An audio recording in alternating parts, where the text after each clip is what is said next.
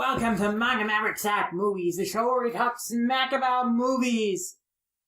That's still our catchphrase. I don't know why, we're just rolling with it. My greatest fear is I will never come with a better one. Do you think that Pennywise, the dancing clown, will use that fear against me to try and kill me and eat me, the Lord? I don't know, maybe. Do you think it's a strong enough fear? Like, you think, how would he physically manifest my fear of not being able to come up with a better catchphrase in the same way he manifests the fear of, what's the girl's name again? He manifests her fear of her puberty in like all the blood coming out of the sink, right? Yeah. So how would he manifest my non-physical fear as a physical thing? A bunch of voices saying really shitty podcast names. I guess that would be... Would that be scary? I think that would just be annoying. No, it would be really creepy, though, because it would feel like someone's whispering in your ear constantly. Like, you feel it, but there's no one there. It'll just, like, slowly mentally break you. Yeah, I mean, I guess if it was really late at night and I was alone, that would freak me out. Yeah. Especially because, he manipulates the environment, so you're not quite sure if what you're seeing is real. Yeah. Yeah. Well, luckily he only seems to be interested in children, and I am an adult. Yay. Also, good thing that he is not real.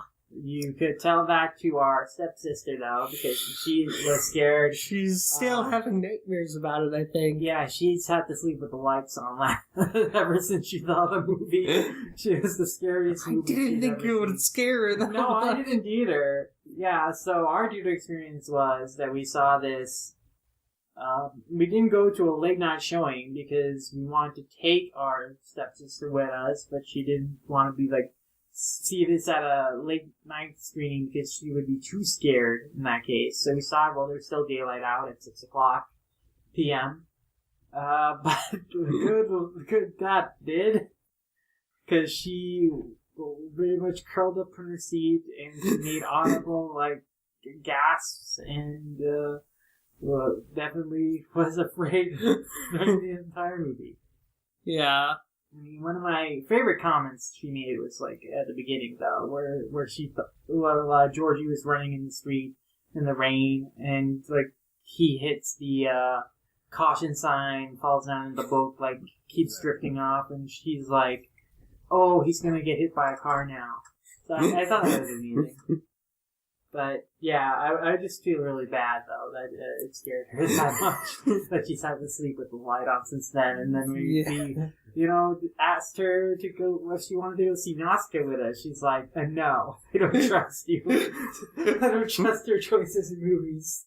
You drag me into something too dramatic." Okay.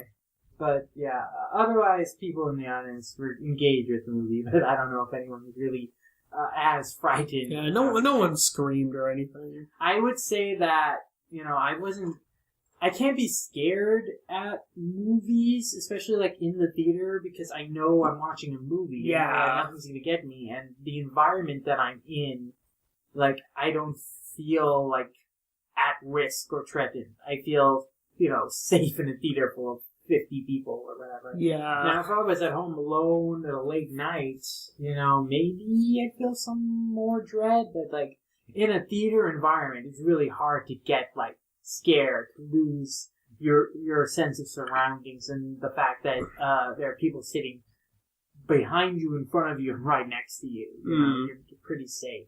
Yeah, definitely. You're not alone. Yeah, I don't really get scared in movies anymore. I think the only thing that really scares me nowadays is, the video game series Fatal Frame. Mm-hmm. But, yeah, aside from that, I usually can, just think, okay, yeah, this is a movie. Nothing from that can hurt me. Yeah. So it's just okay. But, what I get out of horror movies now is just, the suspense and, the overall tone of the films. That's how I determine what's a good horror movie nowadays. I do think this movie was effective in surprises, though, because it did make me shudder and jump at times, just because the atmosphere was so creepy, and I definitely felt for the characters. Yeah. And, the most effective and memorable moment of that to me was the scene after Bev has, like, knocked out and killed her dad. And, like, there's just this moment of, like, silence and heart heavy beating. Like, there's this moment of rest. And the camera turns, and, like, bam, Pennywise is behind just her. like, And he grabs her, and the scene cuts there, and, like, yeah, that was a real shudder, because that just comes suddenly, and you're like, oh my god. Yeah, out of all the scenes in the film, that was probably the scene that really, like, not really jumped me per se, but really, like, hit me with, like, an impact. Like, oh shit, he's here. Yeah. So I think this is a well-made film in terms of its suspense and drama, and the horror aspect is just really good. Like, yeah, I don't know. I mean, I guess it's going to be effective. We have a case study that it is going to scare people really badly. So if you're easily scared, maybe you should reconsider seeing this movie. Especially reconsider seeing this movie alone by yourself in an empty environment. Yeah. Have an accountability buddy. Yeah. Because this movie might make you afraid of the dark and noises you hear at night. Yeah. Going into, like, dark places. But to me, what's more interesting about it, the story, and I've never really seen the 1990s miniseries or the original novel. I haven't read it.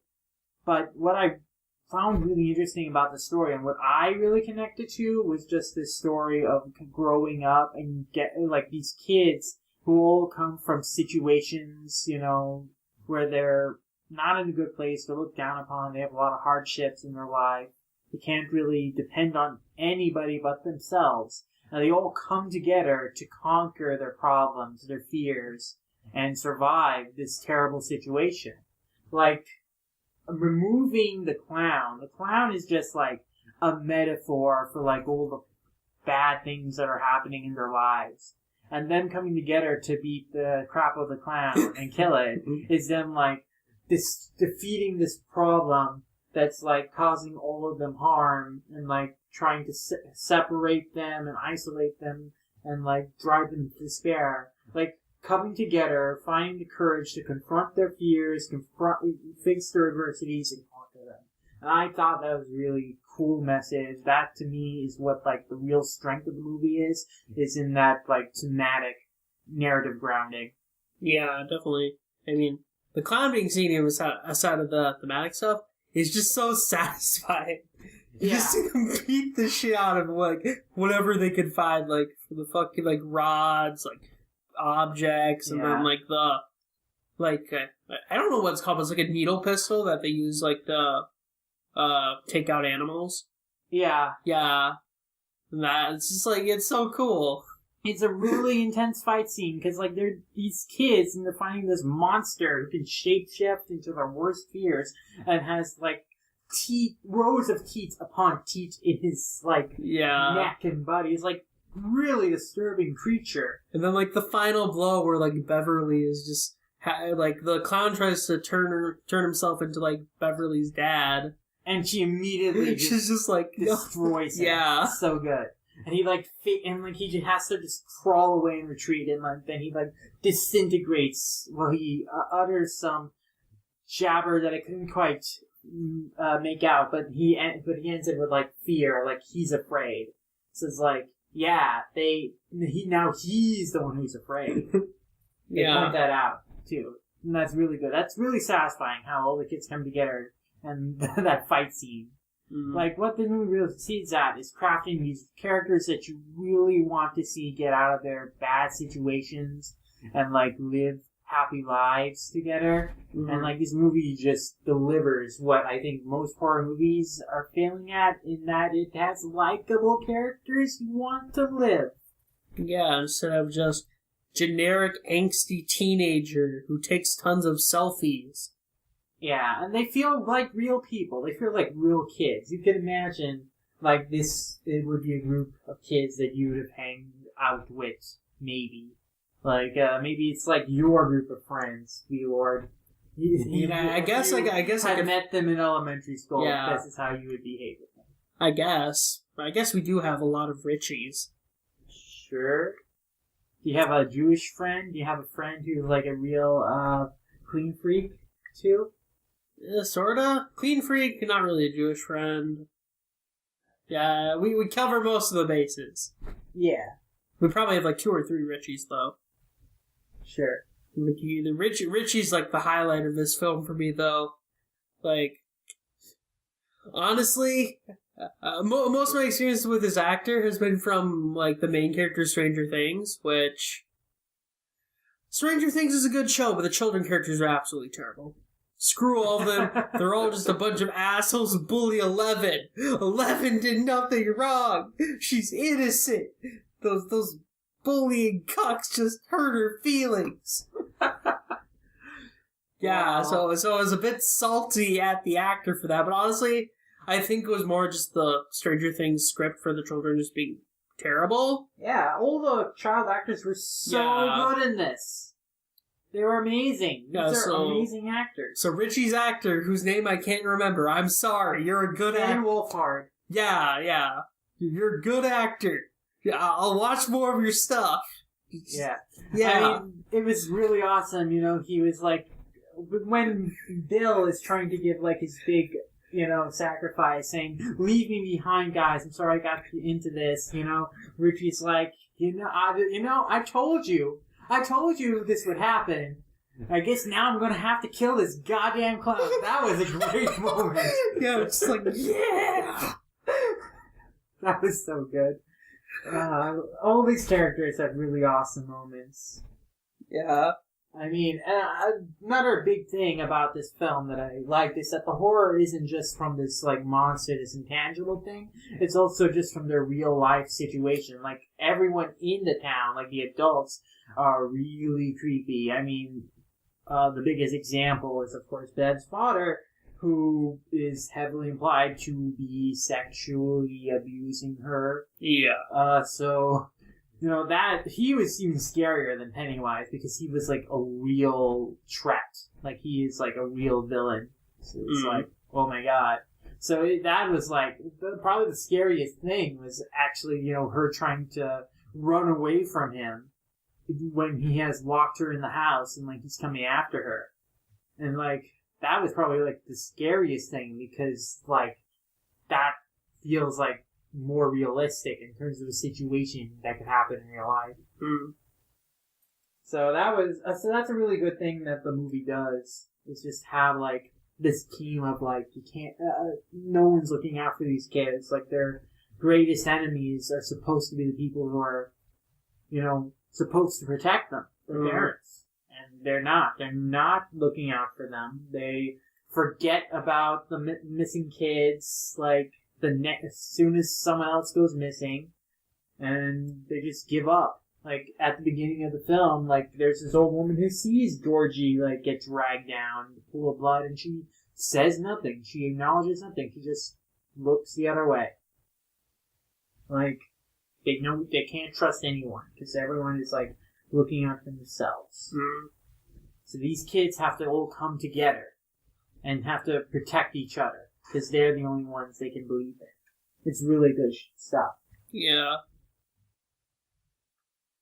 Honestly, like, the police arc of, like, him getting manipulated by Pennywise to, like, kill his abusive dad, that's also something that kind of feels real. Like, that guy breaking down under the pressure of, like, his abuse to, like, become a murderer. It's, like, really scary. Like, that was a very believable bully figure, and like why he was so violently acting out and the root of all that. Yeah. And the fact that his father was a policeman too makes it just all the more, okay, yeah, there's some really messed up authority figures who are not doing the right thing for these kids in this town.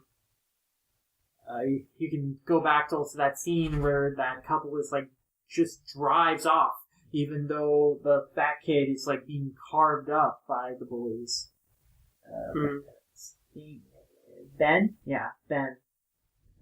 When, like, Ben calls out to them for help, and they just drive away. And, like, they might be under the clown's influence because, like, the red balloon is in the back. But, like, still, like, these adults are just selfish. It's just, you know, they're willing to look the other way for violence, but it means, like, they themselves survive. I also love, though, in that scene where the clown is manipulating Henry. It's like the TV is like, kill your kill him, kill them all. It's so good. The TV is really interesting to listen to because it's like making all these subliminal messages of like, go down to the drain, we'll all float. That's cool, yay! It's like so hilarious and awesome. Yeah, like. Throughout the entire film, whenever the TV's on, it's always just something creepy with the clown. It's just like, yeah, it really sets the tone well. Yeah, there are just some really creepy scenes in this movie, like the scene with where they're like using the teleprompter, or what do you call it? The thing that flips photos. Yeah, like, the projector? The projector, and like it just keeps going and flipping, even though it's not plugged in. They're trying to shut it off, and like it just closes in on like Pennywise's face in the place of like Bill's mother, and then it just stops, and then he just comes out, and that's a really freaky scene. Yeah, like. I think sometimes when it's obvious that something is CG, like a lot of the monsters, like the museum, like the painting monster that haunts Stan, those are the least scary things. But I think the film does well with it mixing in the CG with like just good filmmaking to make really horrifying moments.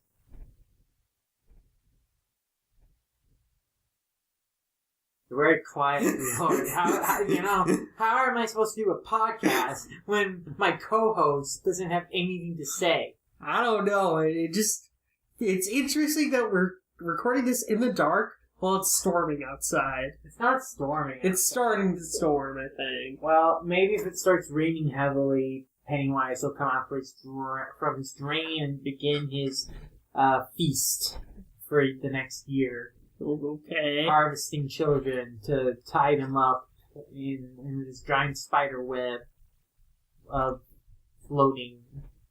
I don't know. He's a giant spider. Okay, so that's his true form. One thing that I'm wondering in this film, so Pennywise was using Bill's brother as a vessel, right? No, that's just okay. So that was like the really sad thing. Bill's worst fear was that Georgie was dead, and he'd never see him again. That was Bill's worst fear. So, Pennywise was manifesting Georgie to play on that worst fear. Like, play on Bill's hope that he'd see his brother again, and his fear that, his brother is actually dead. So when Bill, shoots Georgie at the end, acknowledging that he isn't the real Georgie, that's him accepting his worst fear, which is Georgie is dead. So that's what that represents. So Pennywise just ate Georgie, right? Pennywise ate Georgie right out. I think that was his first booking for the summer. Okay. So he just ate him right away, and then he just, feasted on the other kids more slowly. Yeah, so that's why he had all those leftovers in the sky. Yeah, and that's why he didn't kill Bev right away, because he didn't need to yet, and he could just screw with her. I think the reason Pennywise doesn't kill the kids right away, even though, there's a lot of, misdirects, one problem I had at the beginning of the movie was, there were a lot of scenes where, oh, Pennywise appears and scares the kid for a while, and then he just leaves. It's why didn't you just, kill them there? Oftentimes there's no reason why he just doesn't, kidnap them at that exact moment. But then I kind of got the sense that he's, kind of seasoning them. He's kind of buttering them up with fear, trying to build them up, because that'll just make them more satisfying to eat later. Yeah. And he doesn't, need to, do it right now, because he's not desperate, because he has captured so many people. I guess he does have to stockpile enough food for 27 years, so... Exactly. Yeah. So he's just deepening their flavor, and that's the whole point. It's, again, I think a really great scene at the beginning of the movie that kind of sets up a lot of this is when Mike, who works at the cattle ranch, is chastised by his grandpa, who's tells him, you could either are on this side of the fence and you take charge and do what you have to do, or you're the cattle. and you're just like trapped, and you just go along with what people tell you until you're like shot dead and killed. And so that kind of is thematically relevant to like this entire situation. Like a lot of the adults, a lot of the kids are like the cattle, like they're just being like fattened up by Pennywise to devour later, just kind of kept prisoner. And the kids are like the losers club, everyone in our main cast. They take charge of the situation, and they go out and they become the hunters. They become the guys in charge. Hunting that clown. Yeah, so that was a really great scene that I think a lot of people miss when it comes to like the theme of this film, or like the story, because I don't see it acknowledged at all. That how integral that scene is to like the message and ideas and everything else that happens. But I thought it was really good. Yeah. So there are a lot of really good scenes, really good storytelling in this, and like even though like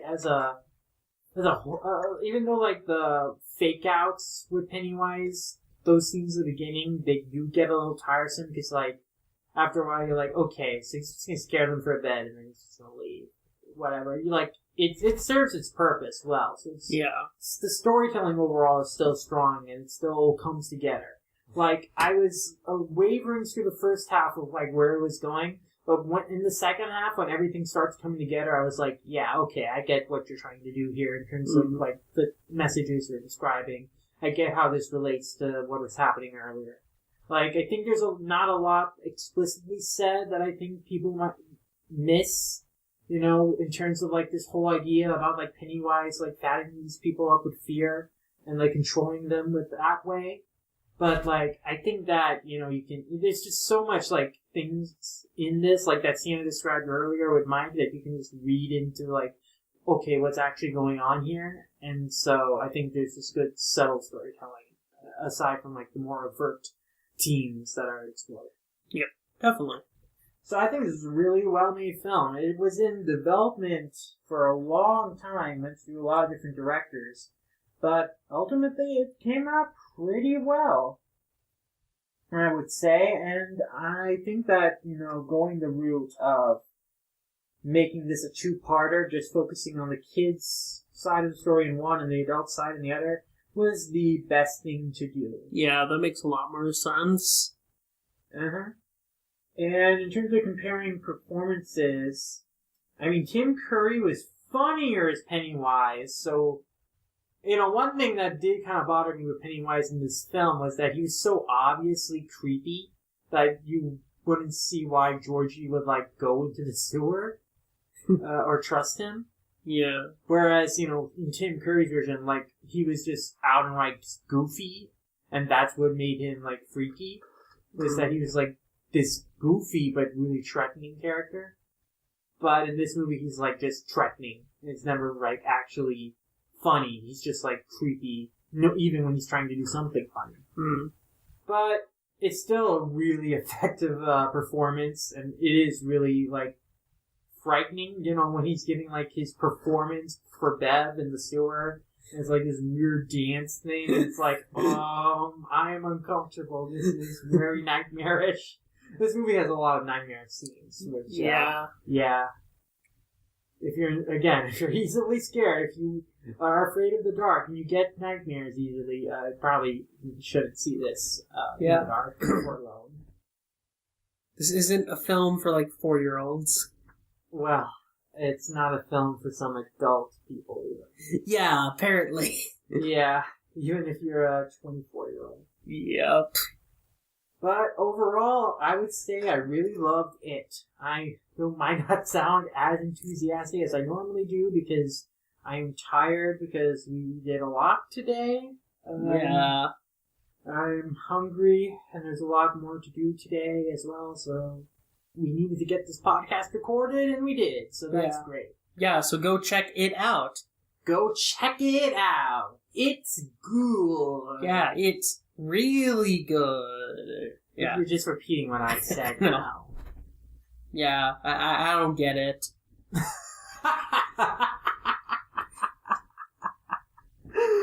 Bravo. You did it. I guess I did. I don't know. Yeah. I would say it is one of my favorite movies of the year so far. Yeah, definitely same. It was really fun. Really good. You have nothing to contribute, do you? You just don't know how to end a podcast or how to continue the conversation, do you? I know how to do. Okay, fine. Yeah, so I guess pretty much what we said, I guess, repeated, like, it's... We don't need to repeat it. We're done. It's good. We said that already. What more do we need to say?